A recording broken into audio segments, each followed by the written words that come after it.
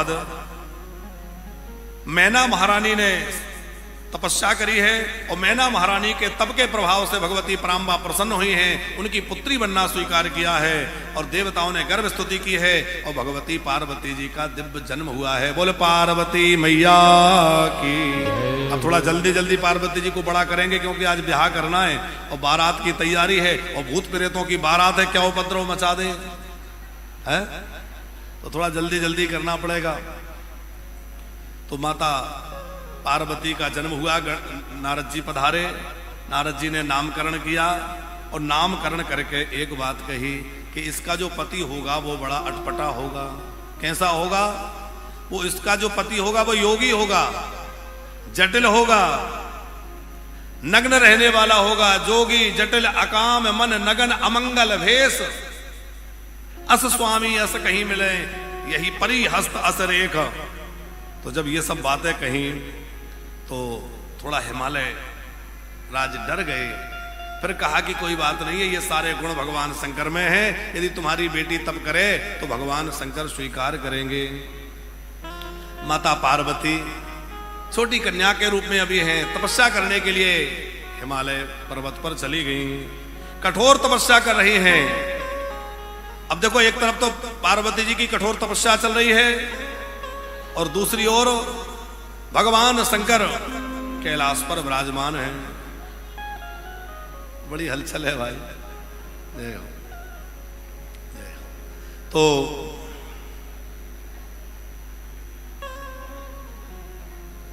जब कठोर तपस्या पार्वती की देखी तो राम जी ने जाकर भगवान शंकर से कहा कि अब विवाह कर लीजिए। भोले बाबा ने कहा जैसी आज्ञा।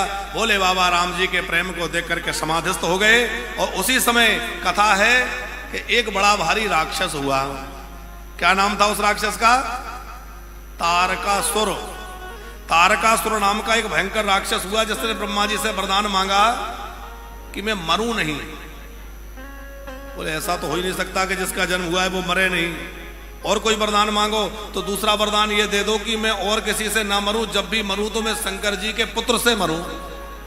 क्योंकि राक्षस जानता था कि शंकर जी का तो अब विवाह होना नहीं है, एक पत्नी इनकी थी तो वो तो अग्नि में समा गई, अब विवाह होगा नहीं तो बेटा कहां से होगा, तो मैं मरूंगा नहीं। देवताओं को सताने लगा। अच्छा, ये राक्षसों की ये बड़ी गड़बड़ है कि देवताओं से वरदान लेते और उन्हीं को परेशान करते हैं। भस्मासुर शंकर जी से वरदान लिया और बोले थोड़ा वरदान का तुम्हारे ऊपर ही प्रयोग करके देख ले। बोले बाबा भागे भैया, छोड़ मेरा पीछा। ठाकुर जी ने आगे बचाया।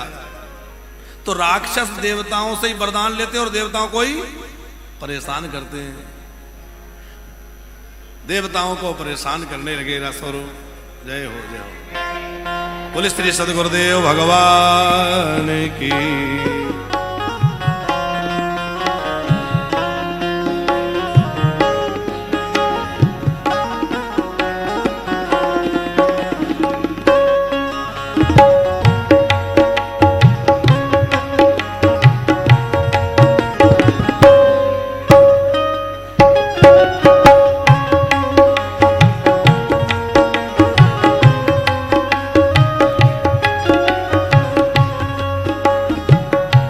सभी लोग अपने अपने स्थान पर विराज जाएं।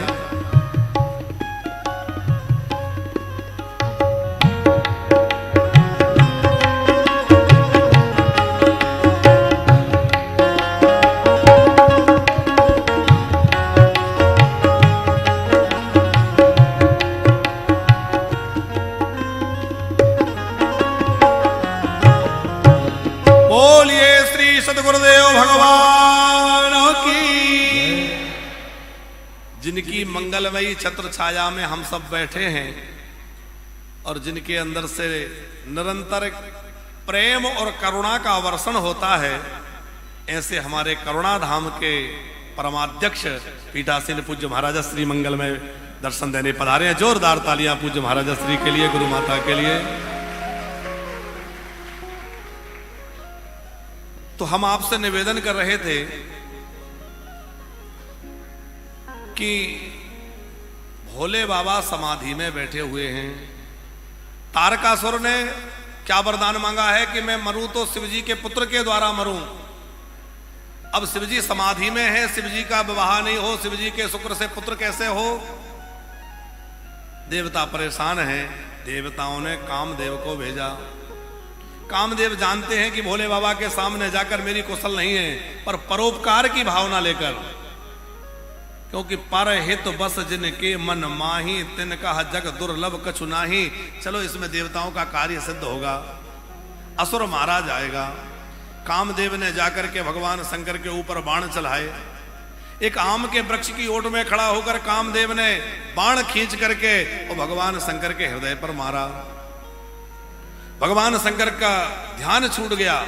भोले बाबा खड़े हो गए, चारों ओर देखा तो आम की ओट में खड़ा हुआ काम दिखाई दे गया। भगवान शंकर का तीसरा नेत्र खुल गया और तीसरे नेत्र से क्रोध की ज्वाला निकली और उस ज्वाला से कामदेव जल करके भस्म हो गया, राख का ढेर बन गया। कामदेव की पत्नी रोती हुई भगवान शंकर के शरण में आई, महादेव महादेव महादेव। बोले बाबा तो बड़े दयालु हैं, दया आ गई। देवी क्यों रो रही हो? बोले आपने मेरा सुहाग छीन लिया, ये मेरे पति थे। बोले बाबा ने दया में भर के, करुणा में भर के कहा, देवी तुम्हारे पति आज से बिना शरीर के ही सब में व्याप्त रहेंगे, और जब श्री कृष्ण का अवतार होगा तो कृष्ण के पुत्र के रूप में तुम्हारा पति तुम्हें फिर से मिलेगा, परेशान मत हो। रति को भगवान शंकर का वरदान मिला, रति महारानी चली गई। देवता अभी तक छुपे हुए थे, अब निकले और निकल के देवताओं ने प्रणाम किया। अब देवताओं ने प्रणाम किया तो ब्रह्मा जी ने इंद्र की ओर इशारा किया, बोले बोलो किस लिए आए हो, बोलो। इंद्र बोले डर लग रहा है कहीं जला ना डालें। ब्रह्मा जी बोले तुम्हारा नाम अमर है। देवता अमर है कि नहीं? बोले तुम अमर हो, मरोगे कैसे? बोले अमर तो ये भी था, पर ये भी तो जला दिया, कि हमें ना जला दे हम कुछ नहीं कहेंगे। तो ब्रह्मा जी ने कहा, पर बड़ी युक्ति पूर्वक कहा, क्या बाबा ये सब देवताओं के मन में बड़ी इच्छा है कि बड़े दिनों से किसी की बारात में नहीं गए, कोई विवाह उत्सव नहीं देखा, तो आप यदि विवाह कर लेंगे तो सब देवताओं को बड़ा आनंद होगा, सब लोग उत्सव में आनंद लेंगे। बोले बाबा ने कहा यदि सबकी इच्छा है और सबका हित होता है तो हम विवाह करेंगे। देवता प्रसन्न हो गए, पर प्रसन्नता के साथ एक आश्चर्य भी था गुरुजी, कि जब विवाह करना ही था तो कामदेव को क्यों जला दिया, और जब कामदेव को जलाया तो विवाह की स्वीकृति कैसे? भोले बाबा समझ गए कि कानाफूसी क्या चल रही है। तो भोले बाबा ने कहा सुनो, यदि मैं कामदेव को नहीं जलाता तो सारी दुनिया ये सोचती कि मैंने काम की प्रेरणा से विवाह किया है, पर काम का दहन करके मैं बताना चाहता हूं कि मैंने काम की प्रेरणा से नहीं, मैं तो अपने राम की प्रेरणा से विवाह करने जा रहा हूं, इसमें मेरे राम की प्रेरणा है। देखो संसार के कार्यों में प्रवृत्त तो संसारी भी दिखते हैं और संत भी दिखते हैं, पर दोनों की प्रवृत्ति में फर्क क्या है? संसारियों की प्रवृत्ति जो होती है वो काम की प्रेरणा से होती है, और महापुरुषों की जो प्रवृत्ति होती है वो राम जी की प्रेरणा से होती है। आप अपना घर बनाते हैं, अपनी दुकान सजाते हैं, अपना ऑफिस सजाते हैं, और पूज्य महापुरुष जन सुंदर स्थान बनाते हैं, मठ बनाते हैं, मंदिर बनाते हैं, आश्रम बनाते हैं, उसको सजाते हैं। पर हम जो घर बना रहे हैं उसमें स्वार्थ की भावना है, हम रहेंगे, हमारे बच्चे रहेंगे, हमारा परिवार रहेगा। और महापुरुष जो करते हैं इसमें परमार्थ की भावना होती है कि समाज का कल्याण होगा, लोक उपकार के कार्य होंगे। आप विचार करिए, इतना सुंदर ये करुणाधाम आश्रम बना है। महाराज जी जो भी लोग पधार रहे हैं, तो अब जो लोग पहले से जुड़े हैं देखते हैं वो तो सब जानते ही हैं स्थान कितना भव्य और अद्भुत है, पर जो नए लोग आ रहे हैं वो भी कहते हैं महाराज जी स्थान तो बड़ा अलौकिक है। हमने कहा ये महाराज जी की साधना का प्रभाव है कि यहाँ की जो अलौकिकता है।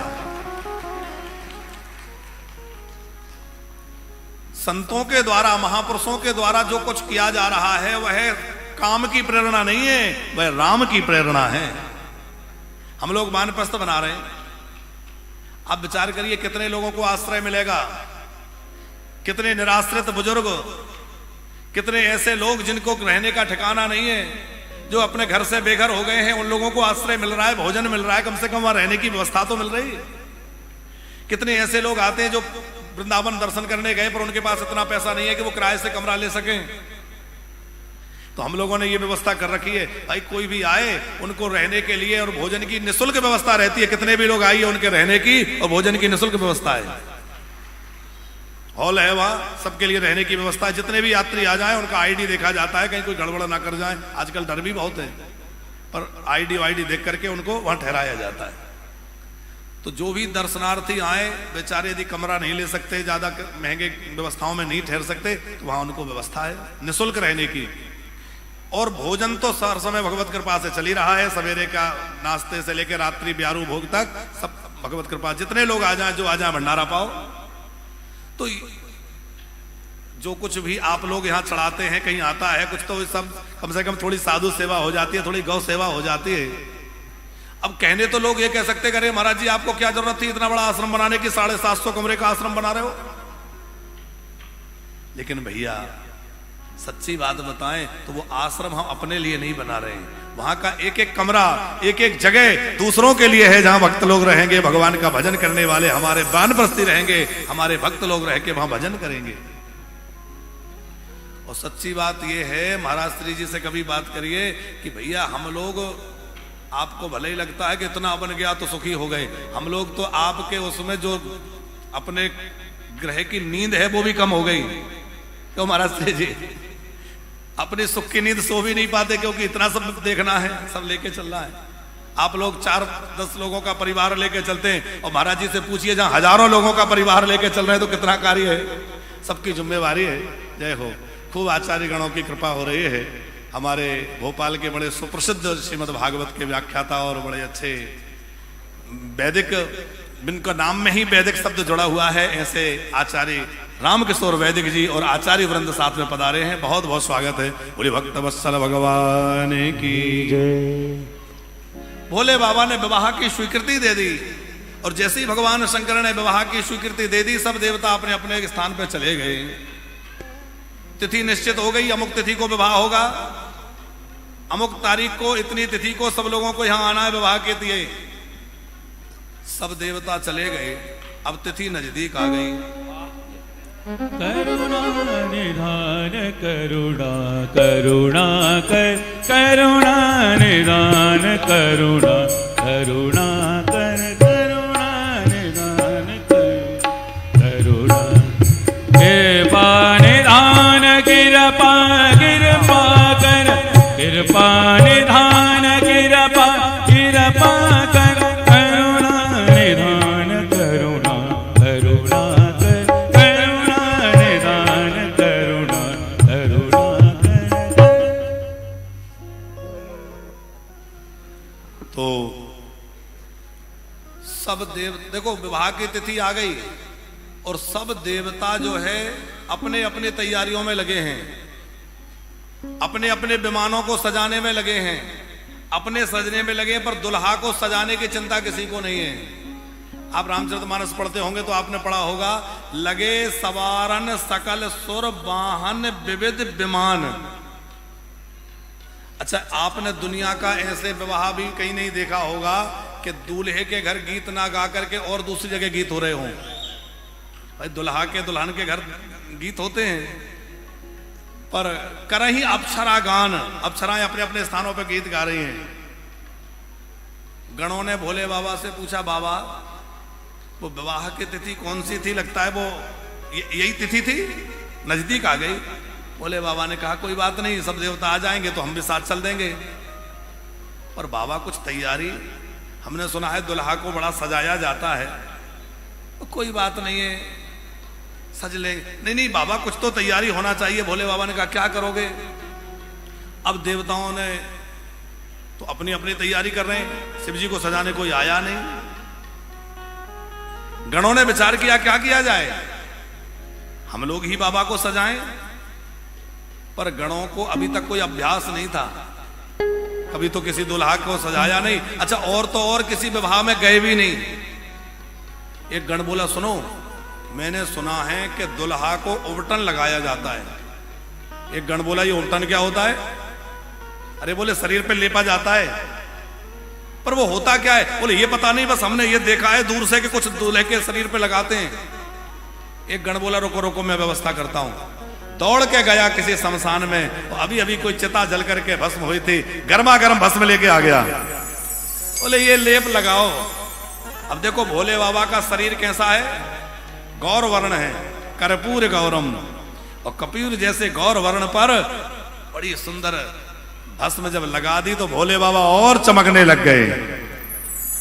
अब आप जरा कल्पना करिए, पूरा शरीर कपूर जैसा चमक रहा है और पूरा कंठ जो है नीला, नील कंठ, अद्भुत शोभा हो रही है। चिता भस्म। एक बोला सुनो, दुल्हा के मस्तक पर मुकुट होना चाहिए। अच्छा, जब कामदेव को जलाने के लिए भगवान शंकर ने थोड़ा रोष किया तो वो बाल बाल बिखर गए थे, तो गणों ने क्या किया, आचार्य जी सब बालों को इकट्ठा किया और इकट्ठा करके बढ़िया बनाया। तो बोले अरे मुकुट बन गया, मुकुट बन गया। जटाओं का मुकुट बना दिया। गोस्वामी जी कहते हैं, शिव ही शंभो गण करहि श्रृंगारा, शिव ही शंभो गण करहि श्रृंगारा, जटा मुकुट अहि मोर सवारा, जटा मुकुट अहि मोर सवारा, जटा मुकुट अहि मोर सवारा, जटा मुकुट अहि मोर सवारा, जटा मुकुट अहि मोर सवारा, जटा मुकुट अहि मोर सवारा, शिव ही शंभो गण करहि श्रृंगारा, शिव ही शंभो गण करहि श्रृंगारा। जटाओं का मुकुट बना दिया। मुकुट बनने के बाद एक बोला सुनो सुनो, हमने सुना है कि दुल्हे के मस्तक पर मोर रखा जाता है। बोलिए मोर क्या होता है? बोले अरे ऐसे ऐसे लटका रहता है सामने से लड़ियां सी। बहुत सर्प है भोले बाबा के पास, उनमें से जो पतले पतले सांप है ना, चिकने चिकने 20 mm बराबर मोटे है? बढ़िया पतले पतले चिकने चिकने सांप जो है उनको लाए और उनके फण ऊपर और पूंछ नीचे और ऐसे लटका दिए। बोले बढ़िया मोर बन गया। उनसे कहा यहीं लटके रहना, और बड़ा सुंदर मोर बन गया। कुंडल कंकड़ पहरे ब्याला, कुंडल कंकड़ पहरे ब्याला, कुंडल कंकड़ पहरे ब्याला, कुंडल कंकड़ पहरे ब्याला, तन विभूत करते हरि छाला, तन विभूत करते हरि छाला। अच्छा, भोले बाबा के कंगन कुंडल सब किसके हैं? सब सर्पों के हैं। और आप देखिए भोले बाबा के श्रृंगार का एक बड़ा संकेत प्यारा है। भोले बाबा ने चिता भस्म लगाई क्यों? भोले बाबा बताना चाहते हैं कि चाहे जितना सजा धजा लो, पर एक दिन इस शरीर की भस्म बनना है, इस बात को याद रखना। इसलिए चिता की भस्म लगा रहे हैं। और सर्पों के कंकण, सर्पों के कुंडल क्यों? भोले बाबा कहना चाहते हैं कि इन आभूषणों में ज्यादा आसक्ति मत करो, कब ये आभूषण भुजंग बन जाएं। ये आभूषण भुजंग बन सकते हैं। अच्छा, सर्प चलता है, आप में से किसी ने सर्प के पैर देखे? कोई ऐसा है जिसने सर्प के पैर देखे हों? क्योंकि सर्प को पैर होते ही नहीं तो देखेंगे कहां से? पर बिना पैर के भी चलता है कि नहीं? ऐसे ये संपत्ति है, इस संपत्ति को पैर तो नहीं होते, पर एक जगह नहीं ठहरती, ये भी चलती रहती है। तो ये ध्यान रहे कि आज हमारी है, कल किसी और की हो जाएगी, इसलिए इसमें आसक्ति मत करिए। भोले बाबा निरासक्ति का पाठ दे रहे हैं, सुंदर शिक्षा दे रहे हैं। कुंडल कंकड़ पहरे प्याला, कुंडल कंकड़ पहरे प्याला, कुंडल कंकड़ पहरे प्याला, कुंडल कंकड़ पहरे प्याला, तन विभूते पटके हरि छाला, तन विभूते पटके हरि हरिशाला।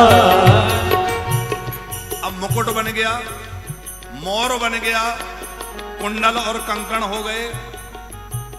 एक गण बोला बाबा कुछ पहन लेते, कपड़ा उपड़ा। बोले बाबा ने कहा रे क्या करना है, बढ़िया तो है। नहीं नहीं बाबा घर में तो जैसे रहते हो ठीक है, पर दूसरे के नगर में जाना है, थोड़ा कुछ लपेट लीजिए।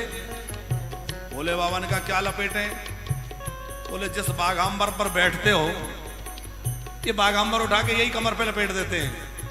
तो जिस बाघांबर पर भोले बाबा बैठते हैं उसी को उठाया एक गण ने, भोले बाबा के कमर में लपेटी, पर वो गठान नहीं लग रही क्योंकि थोड़ी मोटी थी।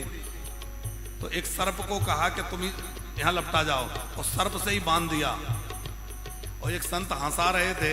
अब चूंकि भोले बाबा का विवाह का प्रसंग है तो हास्य का ही प्रसंग है कि जब मैना महारानी ने दर्शन किया तो भोले बाबा नग्न थे, और यहाँ स्पष्ट लिखा है तन विभूत पट की हरि छाला। तो यहाँ बाघांबर पहन के गए, वहां जाते जाते नग्न कैसे हो गए। तो बोले बात ये हुई जी कि जिस सर्प के द्वारा वो बाघांबर बांधा गया था, सर्प से बाघांबर बंधा था, और बारात चलती है तो नागिन डांस तो होता ही है? अब बढ़िया सब झूम रहे थे, सब नाच रहे थे, और वो नाग भी, वो बेचारा सर्प, उसका भी तो मन हुआ होगा। एक संत हंसा रहे थे, बोले वो नाचने के लिए चला गया। अब वो नाचने गया बाघांबर, कुंडल कंकड़ा पहरे प्याला, कुंडल कंकण पहरे प्याला, कुंडल कंकड़ा पहरे प्याला, कुंडल कंकण पहरे प्याला, तन विभूता पटके हरि छाला, तन विभूते पटके हरिशाला। सारा श्रृंगार विचित्र है, पर सुंदर चीजें यदि कोई है तो दो चीजें बड़ी सुंदर हैं। क्या? एक तो शशि ललाट, चंद्रमा बड़े सुंदर हैं। कोई सुंदर हो तो उसको किसकी उपमा देते हैं? अरे भैया उसका तो चंदा जैसा मुखड़ा। तो चंद्रमा बड़े सुंदर हैं। भगवान शंकर के मस्तक पर चंद्रमा सुशोभित हो रहे हैं।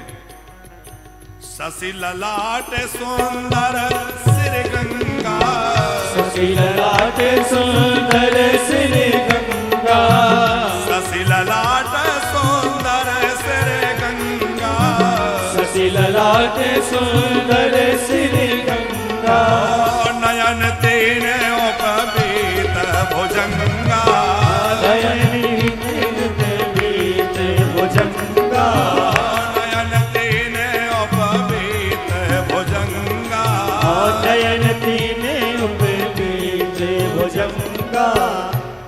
अच्छा, शब्दों के अर्थ भी बड़े सोच समझ के निकाले जाते हैं। सर्प को ही ब्याल भी बोलते हैं, अही भी बोलते हैं, और भुजंग भी बोलते हैं। लेकिन गोस्वामी जी ने मानस की रचना में कितनी सावधानी बरती है। बोले ब्याल माने होता है छोटे छोटे सर्प, तो कंकन आदि जो बनाए वो छोटे छोटे सर्पों के बनाए, इसलिए वहां ब्याल शब्द का प्रयोग हुआ है। अही माने थोड़े बड़े सर्प, तो जहां थोड़े बड़े सर्पों की चर्चा हो अही। अब जनेऊ की बात आई, जनेऊ में तो बड़े बड़े सर्प चाहिए, तो वहां लिखा है उपवीत भुजंगा। भुजंग माने बहुत बड़े बड़े, तो बोले बड़े बड़े नाग जो थे उनका उपवीत यज्ञोपवीत पहना दिया। और हाथ में क्या है? कर त्रिशूले आरूढ़ मेरो विराजा, कर त्रिशूले आरूढ़ मेरो विराजा, कर त्रिशूले आरूढ़ मेरो विराजा, कर त्रिशूले आरूढ़ मेरो विराजा, चले बसहो चढ़े बाजही बाजा, चले बसहो बाजही छाला। अच्छा, हाथ में त्रिशूल है, और त्रिशूल का मतलब क्या है? तीन शूल हैं, काम, क्रोध और लोभ, तीनों को जो अपने बस में कर ले, अथवा सत्वगुण, रजोगुण, तमोगुण, तीनों प्रकृति के गुणों को जो अपनी मुट्ठी में धारण करने वाला है वो भगवान शंकर हैं, इसलिए त्रिशूल हाथ में है। हम हैं संसार के हाथों में, संसार तुम्हारे। भोले बाबा तो सबको अपने हाथ में धारण करते हैं। अब सज धज के तैयार हो गए तो गणों ने कहा बाबा बढ़िया रथ बुलवाया जाए। भोले बाबा बोले ना ना ना, रथ नहीं तो हमारे वो नंदी जी अच्छे हैं। गणों ने कहा बाबा बारात में तो बढ़िया रथ होना चाहिए, घोड़ा हाथी होना चाहिए। भोले बाबा बोले सुनो बात ऐसी है,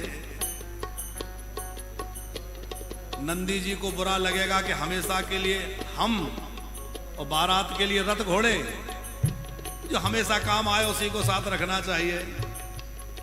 फिर हमारे पास तो ना रथ है ना घोड़ा है। तो गणों ने कहा बाबा हम मांग लेते हैं किसी से, आपके तो नारायण मित्र हैं, मांग ले, देवता मित्र हैं। भोले बाबा क्या बोले, हम मांग के बर नहीं बनेंगे, क्योंकि कुछ मांग के जो बर बनते हैं वो बाद में बराबर हो जाते हैं, और हम तो बराबर बर रहना चाहते हैं, इसलिए किसी से मांगेंगे नहीं, जो है उसी का आनंद लेंगे। और संकेत बड़ा आनंद का है कि हमारे यहां धर्म ग्रंथों में बैल को धर्म का स्वरूप कहा है। भोले बाबा कह रहे हैं धर्म पत्नी लेने जा रहे हैं तो धर्म के ऊपर आरूढ़ होकर जाएंगे, इसलिए धर्म रूपी वृषभ को भगवान शंकर ने अपना वाहन बनाया है। चले बसहो चढ़े बाजही बाजा, चले बसहो बाजही बाजा, देख से वही सुरो प्रिय मुस्काई, देख से वही सुनती मुस्काई, देख से वही सुरो प्रिय मुस्काई, देख से वही सुनती मुस्काई, पर लायक दुल्हन जग नाही, पर लायक दुल्हन जग नाही। अब दुल्हा सज धज के तैयार, एकदम क्रीम पाउडर सब लग गया। कौन सा क्रीम पाउडर लगा है? चिताभस्म। और सज धज के भोले बाबा जैसे ही नंदी पे सवार होकर निकले, उधर देवताओं का समाज, देवांगनाएं देख देख के व्यंग करने लगी, अरे भैया इस दुल्हा को दुल्हन कहां मिलेगी, इसके जैसी दुल्हन जगत में होगी। अच्छा भगवान विष्णु ने देखा तो बहुत हंसी आई और क्या बोले, भैया देखो ऐसा है सब लोग अपनी अपनी समाज के साथ चलो। अब वो ये तो नहीं कह रहे कि दुल्हा के अनुरूप बारात के अनुरूप दूल्हा नहीं है, क्योंकि देवताओं की बारात बड़ी सुंदर है। तो भगवान विष्णु ने ये नहीं कहा कि दुल्हा के बारात के अनुरूप दुल्हा नहीं है। क्या कह रहे हैं? बोले दूल्हे के जैसी बारात नहीं है। भोले बाबा ने कहा चिंता मत करो, आपकी बात खराब नहीं जाएगी, अब हम अपने ढंग की बारात तैयार करेंगे। अच्छा क्या हुआ कि सब देवता अपने अपने समाज को लेके आगे निकल गए। नंदी जी ने कहा बाबा हम लोग पीछे रह गए, सब निकल गए, कहो तो अभी इतनी जोर से दौड़ू कि सबसे आगे पहुंच जाऊं। भोले बाबा बोले ना रुको, हम अपनी समाज बुलाते हैं। कहां है हमारी समाज? तो भृंगी नाम के एक गण को कहा आओ, दुनिया भर में जितने भी शमशान हैं, वहां रहने वाले जितने भी भूत प्रेत हैं, जाओ सबको बुला करके लाओ। और भृंगी ने ऐसा मंत्र पढ़ा, सारे जगत भर में जितने भूत प्रेत हैं सब हर हर महादेव करते हुए चले आए। हर हर महादेव, हर महादेव। अच्छा भूत भी बड़े अटपटे। आज के हिसाब से सोचें तो पूरी दुनिया के भूत होंगे तो कनाडा के, अफ्रीका के, अमेरिका के, लंदन के, सब जगह के होंगे। है अफ्रीका वाले एकदम काले काले, इंग्लैंड वाले गोरे गोरे, सब होंगे कि नहीं? और गोस्वामी जी ने जो वर्णन किया है वो अलग ढंग का। कैसे भूत हैं?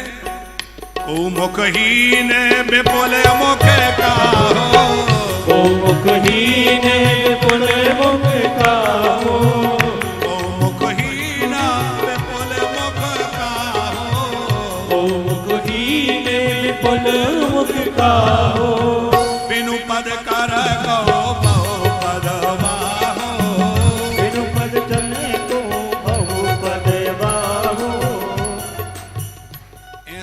भूत प्रेत है कि किसी को एक भी मुंह नहीं है, धड़ ही धड़, और किसी के पूरे शरीर में मुख ही मुख हैं, किसी के एक भी हाथ नहीं है, किसी के पूरे शरीर में हाथ है, किसी को एक भी आंख नहीं है, किसी के शरीर में आंख ही आंख है। विपुल नयन को नयन विहीना और हिष्ट पुष्ट को अति तनकीना। कोई बहुत मोटा ताजा है और कोई हड्डी का ढांचा दौड़ता चला जा रहा है। बड़ी विचित्र शिव जी की बारात है। अब जैसा दुल्हा था वैसी बारात सज गई, जस दुल्हा तस बनी। और भैया दुल्हा जैसी बारात भाई धूल उड़ने लगी, जोर जोर से शब्द होने लगा, क्योंकि सबके मुख अलग अलग हैं। खर स्वान सुअर सकाल मुख गण वेश अगणित को गणे। किसी का गधे जैसा मुंह, किसी का कुत्ते जैसा, किसी के स्वान जैसा। वो सब एक साथ गाने लगे। आप जरा कल्पना करो, गधा, कुत्ता, घोड़ा, खच्चर, हाथी सब एक साथ गाएंगे तो कैसी आवाज आएगी है? सब एक साथ गाने लगे और खूब आनंद होने लगा। हरे आई शंकर की बरते आहे माचल न गौरी। आई शंकर की बरते आहे माचल नगरी। ओ आई शंकर की बरते आहे माचल न गौरी। आई शंकर की बरते आहे माचल नगरी। हिमाचल न हिमाचल नगरी, हिमाचल नगरी। हिमाचल नगरी, ओ हिमाचल नगरी।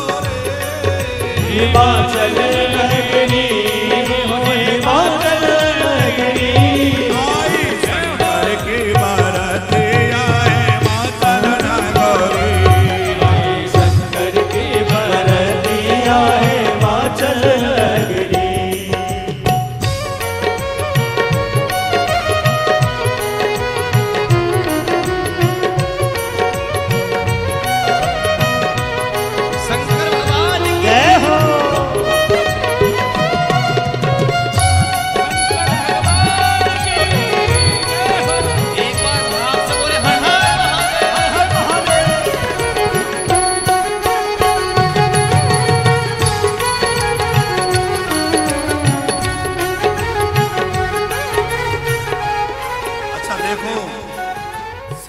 विवाह का प्रसंग है। जो नहीं नाचेगा उसमें शंकर जी के गण उसके घर में घुस जाएंगे। जो नहीं नाचेगा भोले बाबा के गण उसके जो बाराती है घर में ही पहुंच जाएंगे। इसलिए जरा झूमते हुए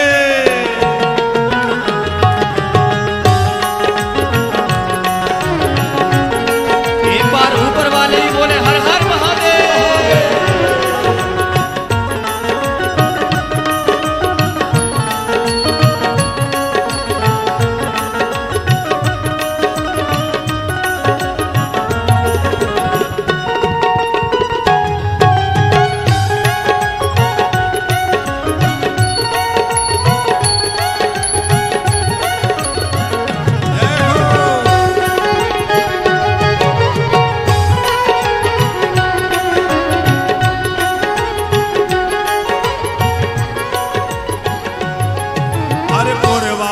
सब देखने आए कैसे सजे बराती।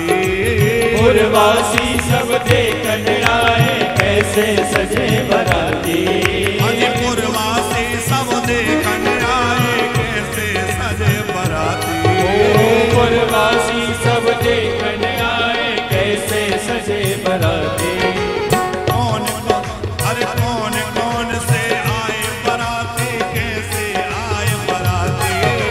कौन कौन से आए बराती, कैसे आए बराती। कैसी दुल्हा की सूरत है हिमाचल नगरी। दुल्हा की सूरत है हिमाचल नगरी। ओ आई शंकर की बरात है हिमाचल नगरी। आई शंकर की बरात है हिमाचल नगरी।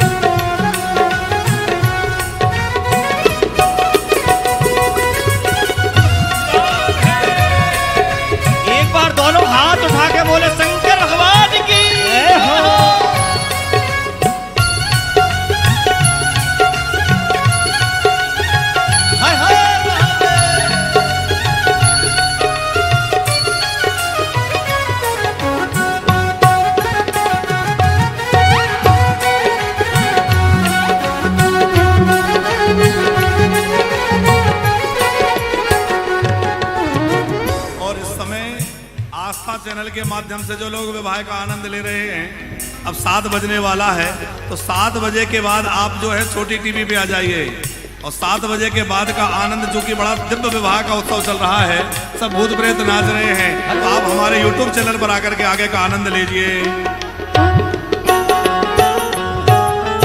भूत प्रेत बेताल योगिनी नाच रहे हैं छम छमा। भूत प्रेत बेताल योगिनी नाच रहे हैं छम छम। अरे भूत प्रेत बेताल योगिनी नाच रहे हैं छम छमा। भूत प्रेत बेताल योगिनी नाच रहे हैं छम छम। और देव विमानों पर बैठे हैं, देव विमानों पर बैठे हैं, बोल रहे हैं बम बम बम। देव विमानों पर बैठे हैं, बोल रहे हैं बम बम। ऊंची नीची है डागरिया मातल नगरी। शंकर की बरतिया है माचल नगरी। ओहे माचल नगरी रे माचल नगरी। हिमाचल नगरी हिमाचल नगरी। आई शंकर की बरतिया हिमाचल नगरी। आई शंकर की बरतिया हिमाचल नगरी।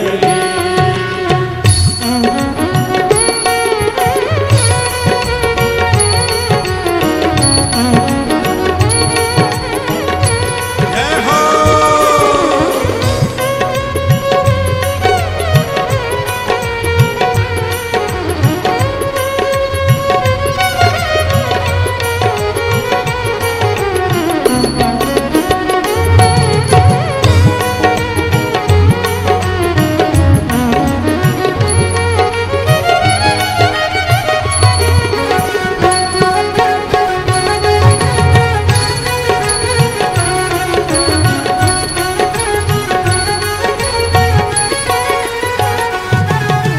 नैना रानी सजा आरती दर्शन करने आई।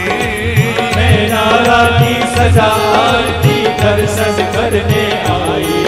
अज मैना रानी सजा आरती दर्शन करने आई।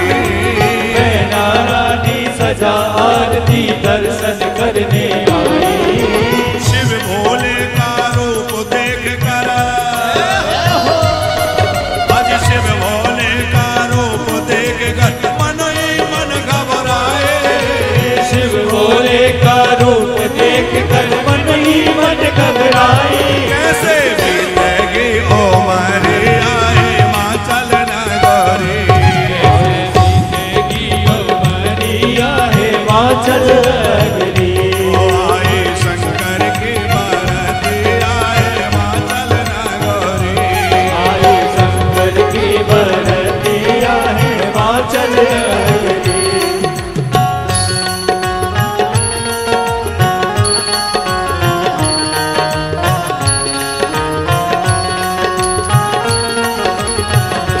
जय हो।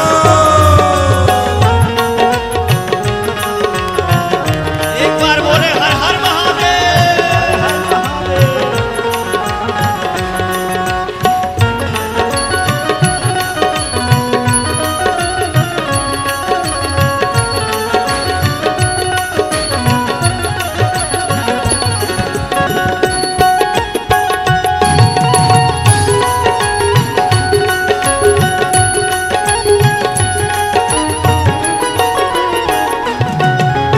कोई बराती लंबा चौड़ा, कोई छोटा कोई मोटा। कोई बराती लंबा चौड़ा, कोई छोटा कोई मोटा। अरे कोई बराती लंबा चौड़ा, कोई छोटा कोई मोटा। कोई बराती लंबा चौड़ा, कोई छोटा कोई मोटा। और किसी के सिर पे 4 भुजा है, किसी के सिर पे 4 भुजा है, पेट जैसे लोटा। किसी के सर पे 4 भुजाएं, पेट जैसे लोटा। बूटी बूटी है कामरे आए माचल नगरी।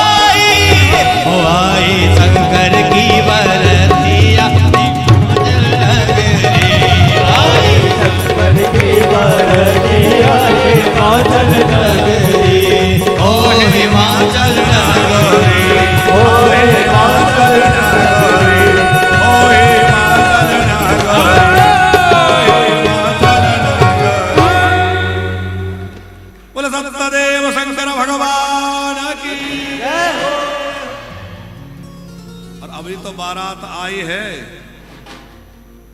अभी तो विवाह की बहुत सारी चर्चा बाकी है और आप लोगों का उत्साह देख के लग रहा है कि अब बाकी चर्चा तो कल ही हो पाएगी। अभी बढ़िया जयमाल का दर्शन करें। भगवान गौरी शंकर हमारे मध्य विराजमान हैं, सुंदर दर्शन हो रहा है। तो गौरी शंकर भगवान के जयमाल का दर्शन करें। बाकी विवाह की चर्चा हम लोग कल करेंगे। अभी थोड़ा उत्सव का आनंद लेंगे। आप लोग जाइएगा नहीं, खूब उत्सव का आनंद लेंगे। हमारे आचार्य श्री पधारे, उनका भी आशीर्वाद लेंगे।